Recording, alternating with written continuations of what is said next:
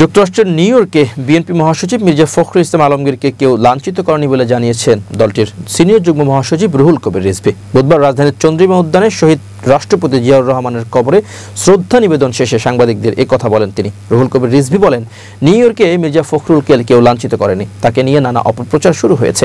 এসবের সবকিছু মিথ্যা ও ভিত্তিহীন বলে মন্তব্য করেন তিনি। নেতাকর্মীদের ঐক্যবদ্ধ থাকার আহ্বান জানান তিনি। বলেন, এখনও ষড়যন্ত্র চলছে। তৃণমূলের মাধ্যমে দল এমনভাবে সুসংহত করতে হবে যেন জনগণ ধানের শীষে ভোট দেয়। রিজভী বলেন, নিউ ইয়র্কে অন্তর্বর্তী সরকার দক্ষতা দেখাতে পারলে ফ্যাসিবাদের দোসররা এমন কর্মকাণ্ড ঘটানোর সাহস পেত না।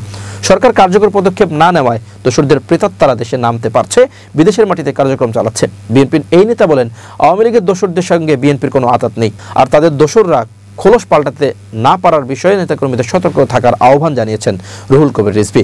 এক প্রশ্নের জবাবে তিনি বলেন, দুর্নীতি দমন কমিশন দুদক এখন অর্থ লুটপাটকারীদের টাকা দেশে ফেরত আনতে পারেনি, বিচারও করতে পারেনি।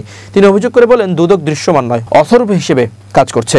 রিজভী বলেন, খালেদা জিয়াকে কারাগারে নেওয়ার পর তারেক রহমান জাতীয়তাবাদী পতাকা হাতে নেতৃত্ব দিয়েছেন। তিনি কেবল দেশীয় রাজনীতিতেই নয়, প্রবাসীয় সংগঠনকে সুসংগঠিত করেছেন এবং তরুণ প্রজন্মকে গণতন্ত্রের সংগ্রামে সম্পৃক্ত করেছেন। তারেক রহমান তরুণদের উদ্বুদ্ধ করে রাজপথে নামিয়েছিলেন। সেই দৃশ্য এবং ইতিহাস কখনো মুছে দেওয়া যাবে না। এটি ইতিহাসের পাতায় উজ্জ্বলভাবে স্মরণীয় থাকবে।